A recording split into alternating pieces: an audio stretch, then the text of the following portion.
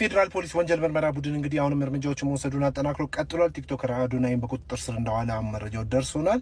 እንግዲህ ሶሻል ሚዲያ የምትጠቀሙ ሰዎች ባካችሁ ከባህል ከቋንቋ ከእሴት ጋር አንጻር ህብረተሰቡን እያስከፋ ያለ ነገር እያወዛገበ ያለ ነገር ካለ ቆም ብላችሁ ማሰብ አለባችሁ ማለት ፈልጋለሁኝ እና የፌደራል ፖሊስ አሁንም በሶሻል ሚዲያ ላይ አጠቃቀማቸው ልክ አይደሉም ብሎ ያመነባቸውን በጠቅላላ እርምጃ መውሰዱን አጠናክሮ እንደሚቀጥል ነው እየተናገረ ያለው።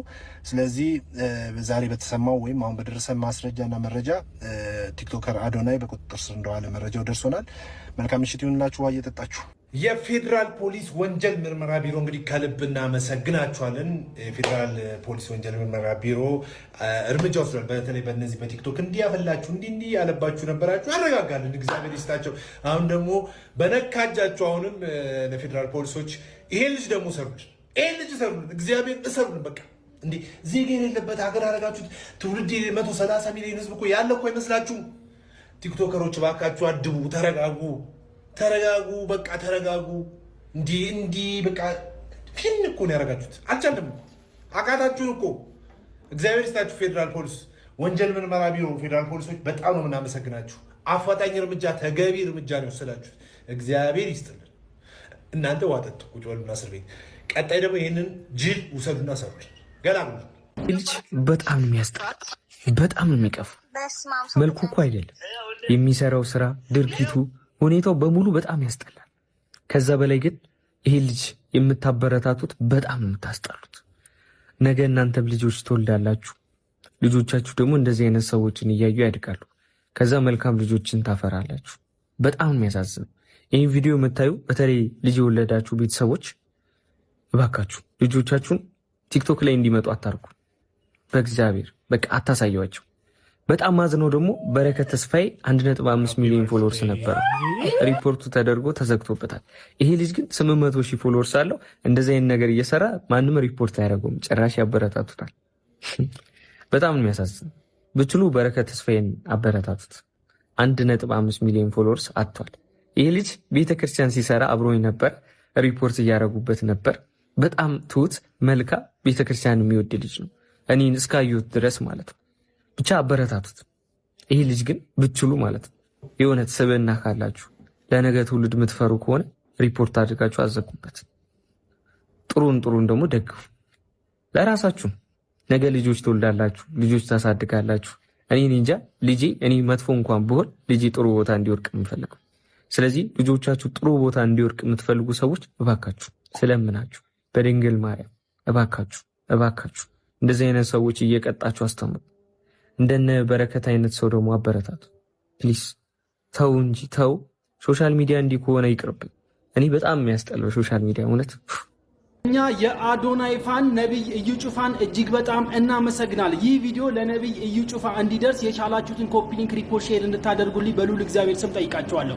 ብዙዎች እውቀት አለን ብለው ስቅጥና በአዶናይ ኮንቴክስት ሳይሆን በራሳቸው ኮንቴክስት ተርጉመው ወንድማችንን ወደኋላ ሊጎቱትብን ሲሉ እውቀት አለን የሚሉ ሰዎች ማለት ነው። አንተ ግን ከጎን ሆነ ቢሮ ጠርተ ያንን ሁሉ ምክር ስለመከርክልንና እንዲሁም አዶናይም አዎ ሳልሰግጥ ገርቼ አትሰግጡ ብያለሁ ብሎ ወደ ስቅጥናው ስለተመለሰ ሰግጥ እንዲሁም ስግጥግጥ በሉ ስላለ አንተም ያንን ምክር ስለመከርክልን እጅግ በጣም እናመሰግናለን ወንድማችን ለማለት እወዳለሁ። አድርሱት ጋይስ። ሰግጥ የሚለው ቃል እንዳትጠቀሙ ብያቸዋለሁ፣ እንዳትጠቀሙ ጋይስ። ይህ ሰግጥ የሚለው ቃል እውነቴን ነው የምላችሁ በጣም ብዙ ጠላቶች ይዞ ቢመጣ አይገርማችሁም? ከምታስቡት በላይ ማለት ነው። እንግዲህ ከ2 ቀን ነው ከ3 ቀን በፊት ሰግጥ የሚለው ቃል እንዳንጠቀም ብዬ ፖስት አደረግኩኝ። ይህ ፖስት ደግሞ ከምን የመጣ ነው መሰላችሁ? ካለመሰገጥ የመጣ ነው። ነው ስላልሰገጥኩኝ ነው ሰግጥ የሚለው ቃል አቁሙ ያልኳችሁ። እና አንዳንድ ሰዎች ሰግጠው እየጠሉን፣ ሰግጠው ለመመቃኘት እየሞከሩ ነው፣ ሰግጠው ላለመረዳት እየሞከሩ ነው፣ ሰግጠን ለማስረዳት እየሞከር ሰግጠው ላለመረዳት እየሞከሩ ነው። ስለዚህ ካሁን በኋላ ሰግጥ የሚለው ቃል እንዳትጠቀሙ፣ ስግጥግጥ የሚለው ቃል ነው የምትጠቀሙት ማለት ነው። ከስግጥ ፍምስ ወደ ስግጥግጥ ፍምስ ተቀይሯል ማለት ነው። ስግጥግጥ እሰጋግጣለሁ። ፍርሃት አያሸንፈኝም። እኔ በምንም ተአምር ፍርሃት አያሸንፈኝም። ስህተት እስካልሰራው ድረስ ፍርሃት አያሸንፈኝም። ለዓላማዬ የምሞት ሰው ነኝ። ለዓላማዬ እውነት የምቆም ሰው ነኝ። እኔ መሰገጥ ማለት ይህ ነው። ለዓላማ ቁም ብዬ እየመከርኩኝ እያለ እንዴት ከዓላማ ይርቃለሁ እኔ አንድ ሰው አልወደደውም ያ ደስ አላለውም ያ ይታገድልን ምናምን ስላለ ብቻ በፍርሃት ምክንያት ለዓላማዬ አልቆምኩም። እናንተ የመሰላችሁ ሰግጥ የሚለው ቃል ያቆምኩት ነው የመሰላችሁ። በቃ ሰግጥ ይኸው ሲምፕል 3 ቃላት ነው። ወደ ፍግት፣ ወደ ትግት፣ ወደ ስርት ፍምስ እንቀይረዋለን ምናምን እያላችሁ ነበር። ቃላቱ አይደለም። this is my integrity የአዶናይ ኢንቴግሪቲ ነው ይሄ። ስግጥ ማለት ትርጉም አለው። ትርጉሙ ደግሞ እኔ ሰጥቼዋለሁ። በጠላቶች ስም ደግሞ ይህ ትርጉም ሊቀየር አይችልም። 90% ሰዎች የምንስማማበት ትርጉም ነው ስግጥ ማለት። ገባችሁ? ሰግጥ እላለሁ። አሁን ደግሞ መሰገጥ ብቻ ሳይሆን መሰጋገጥ አለብን ጋይስ። ሰጋግጠን ነው መስራት ያለብን። ሰጋግጠን ነው በራሳችን መተማመን ያለብን። ሰጋግጠን ነው ደፍረን መውጣት ያለብን። ይህ ነው ስግጥግጥ። እሰጋግጣለሁ ስግጥግጥ ፍምስ የታባ ጤና ይስጥልኝ። የኢትዮጵያ ወጣቶች ማህበራዊ ሚዲያ ተጽዕኖ ፈጣሪዎች ማህበር አባላቶች ነን። ሰሞኑን እንግዲህ ስትመለከቱት እንደነበረው የማህበራችን አባል የሆነው ዮሐንስ ደግሞ ጃኒ በቲክቶክ ስሙ እንደምታውቁት ከተያዙት ውስጥ አንዱ ነው። የተያዘበት ምክንያት ደግሞ የክሬቲቭ አዋርድ ላይ ከባህላችን ትንሽ ወጣ ያለ ልብስ አለባበስ ለብሶ ቀርቦ ነበር። በዚህ ይቅርታ ጠይቆ ነበር አይደል? እንግዲህ የማህበራችን አባል እንደመሆኑ መጠን ከማህበራችን ከሚያገኛቸው ጥቅሞች መካከል አንደኛው ይሄ ነው። ከወተን እንደዚህ የማይሆኑ ስራዎች ሲኖሩ ማውገዝና ከዚህም በተጨማሪ ይቅርታ በጠየቀበት ሰዓት ደግሞ ይቅርታውን ተቀብለን ከጎኑ መቆም ነው። እንደሚታወቀው ጃኒ በተለያዩ ሶሻል ሚዲያ አካውንቶቹ ላይ ይቅርታ መጠየቁን እንግዲህ አስተላልፈው ነበረ። ያው ይቅርታውን እኛ ተቀብለናል፣ እንደ ማህበር ተቀብለን፣ ሌሎቻችሁም ደግሞ ኢትዮጵያ ማህበረሰብና እንደዚሁም ደግሞ ኢትዮጵያ ፌደራል ፖሊስ ይቅርታውን ተቀብላችሁ ይህን ልጅ በነጻ እንድታስወጡትና ከስህተቱም እንዲማር ለሌሎችም መማሪያ እንዲሆን ስንል እዚህ ጋር በሶስታችን መካከል እንግዲህ ይቅርታውን ተቀብለን እናንተ ተቀበሉት የሚል መልእክት ለማስተላለፍ ነው እዚህ ጋር የተገኘ ነው።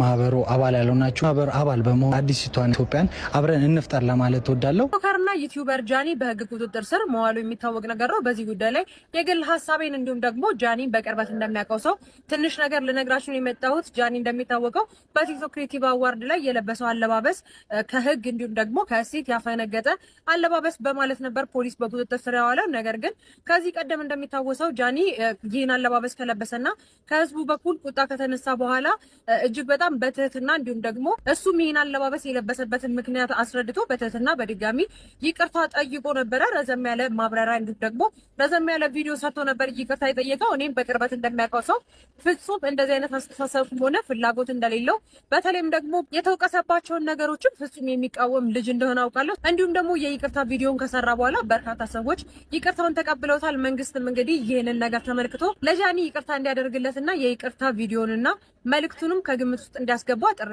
ማቅረብ እፈልጋለሁኝ። ጃኒም ነገሮችን ያቅርድልህ፣ በሰላም ወደ ቤት እንድትመለስ መልካም ምኞቴ ነው። ሁላችንም መልካም ምኞታችንን እንመኝለት። መልካም ምሽት ይሁንላችሁ። ትናንትና ከታሰሩት ቲክቶከሮች በተጨማሪ እንግዲህ ቲክቶከር ጆሲም እንግዲህ በፖሊስ ቁጥጥር ስር መዋሉ ተሰምተዋል። በጂ ፓወር ቲክቶክ ክሬቲቭ አዋርድ ፕሮግራም ላይ እንግዲህ ከኢትዮጵያዊነት ስነ ምግባር ውጭ ያፈነገጠ አለባበስ ለብሰዋል ተብለው በትናንትና ሁለት ቲክቶከሮች በቁጥጥር ስር ውለው ነበረ። ከዛም በተጨማሪ እንግዲህ ቲክቶከር ጆሲ ትናንትና ወደ አመሻሹ አካባቢ በፖሊስ ቁጥጥር ስር መዋሉን እንግዲህ ጓደኞቹ እነ ናሆም ፎንቴ ትናንትና ምሽት ቲክቶክ ላይቭ ላይ አረጋግጠዋል። ጆሲ አይኔ ላይ እየመጣ ዘማን እንደዚህ ተዝረየካ አይጂ ላይ ደውለሽ ነበር አላየሁትም። ወይ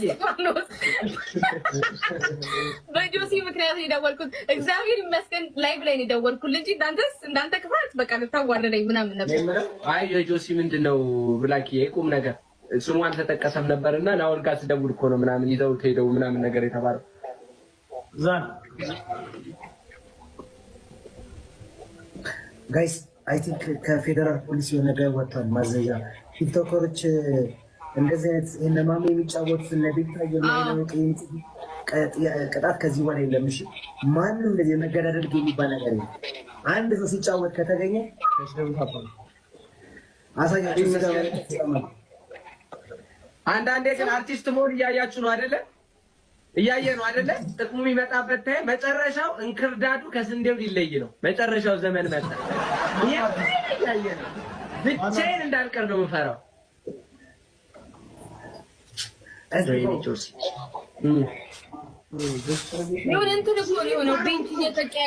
እንኳን ሲኒዮንኩ ለምን ሮኮቦት አልሆነም? ጋይ ለምን እየተቀበሉ ይህንን ቪዲዮ ለዚህ ልጅ አድርሱልኝ። እንዲሁም ወላጆች የሆናችሁ በሙሉ ይህንን ቪዲዮ ጨርሳችሁ ማየት አለባችሁ፣ በደንብ ስለምትጠቀሙበት። በዚህ ቪዲዮ ላይ እንደምንመለከተው ይህ ወንድም ልጅነቴን አስታወሰኝ። ስለዚህ ከትምህርት ቤት ወደ ቤታቸው የሚመለሱ ልጆችን ላድርሳቸው፣ ልጋብዛቸው ብሎ ይህንን በጎ ተግባር ሲያደርግ እንመለከታለን። ተግባሩ በጎ ነው፣ ምንም ክፉ ነገር አላየውበትም። ነገር ግን ለዚህ ወንድምም እንዲሁም ለወላጆች ላስተላልፍ የምፈልገው መልእክት በዚህ ዘመን ያሉ ልጆች ሶሻል ሚዲያ በጣም ኢንፍሉዌንስ ያደርጋቸዋል። ኢንፍሉዌንሰር ሲያዩ በጣም ለማየትም ከነሱ ጋር ፎቶ ለመነሳትም በጣም ሲጓጉ በብዙ ጊዜ የተመለከትን ይመስለኛል። እንግዲህ ከዚህ ነገር ጀርባ ያለው ክፉ ነገር ብዬ ወይንም ደግሞ መጠንቀቅ አለብን ብዬ ላስተላልፍ የምፈልገው መልእክት ይህ ወንድም ከመልካም ነገር ተነስቶ ልጋብዛቸው ላድርሳቸው ብሎ አድርጎ ሊሆን ይችላል። ነገር ግን በዚህ ዘመን ምን አይነት ክፉ ነገር እየተደረገ እንደሆነ ያስተዋልን አልመሰለኝም። ይህ ማለት ምን ማለት ነው? ላድርሳችሁ ብሎ አንዱ ሌላኛው መጥፎ ነገር የሚያደርግ ኢንፍሉዌንሰር ወይም ደግሞ አንድ ሰው መጥቶ እንደዚህ ፒክ ላርጋችሁ ብሎ አርቲስት ሊሆን ይችላል፣ ቲክቶከር ሊሆን ይችላል፣ ሶሻል ሚዲያ በጣም ኢንፍሉዌንሰር ሊሆን ይችላል። ላድርጋችሁ ብሎ መጥፎ ነገሮችን ሊያደርግ ይችላል። ይህንን የምልበት ምክንያት በዚህ ምክንያት በሃይስኩል የሚማሩ ልጆቻቸውን ያጡ ወላጆች በብዙ ጊዜ ድምጻቸውን ሲያሰሙ የደረሱ መረጃዎች ስላሉ ነው። ስለዚህ ወዳጆች ለምናደርገው ነገር ጥንቃቄ ልናደርግ ይገባል። ምናልባት ልንጋብዛቸው ልናደርሳቸውም ከፈለግን ፐብሊክ ማድረግ ነሰሰር ላይ አይጠበቅብንም። ምክንያቱም ዛሬ እነዚህ ልጆች እድል አግኝተው እኮ ከዚህ ኢንፍሉዌንሰር ጋር አብረው ሸኛቸው፣ ጋበዛቸው፣ የኔ እድል ደግሞ መቼ ይደርሰኛል ብሎ የሚጓጉ ልጆች አሉ። አንደኛው ክፉ ነገር ያሰበው መጥቶ እንደዚህ ቢያደርጋቸውና መጥፎ ነገር ቢደርስባቸው ተጠያቂው ማን ነው? ስለዚህ ሶሻል ሚዲያ ላይ ለምናቀርባቸው ነገሮች በጎ ቢሆኑም እንኳን ጥንቃቄ ማድረግ እንዳለብን ልነግራችሁ እወዳለሁ። ወላጆችም ልጆቻችሁን ማንም ሰው ከመንገድ ፒክ እንዲያረጋቸው ላድርሳችሁ ሲላቸው እሺ እንዳይሉ እምቢ ማለት እንዲለምዱ እንድታስተምሩ እንድታስጠነቅቁ አሳስባችኋለሁ። ሶሻል ሚዲያ የምትጠቀሙ ወላጆች ለማይጠቀሙም ይህንን አድርሱ። አመሰግናለሁ።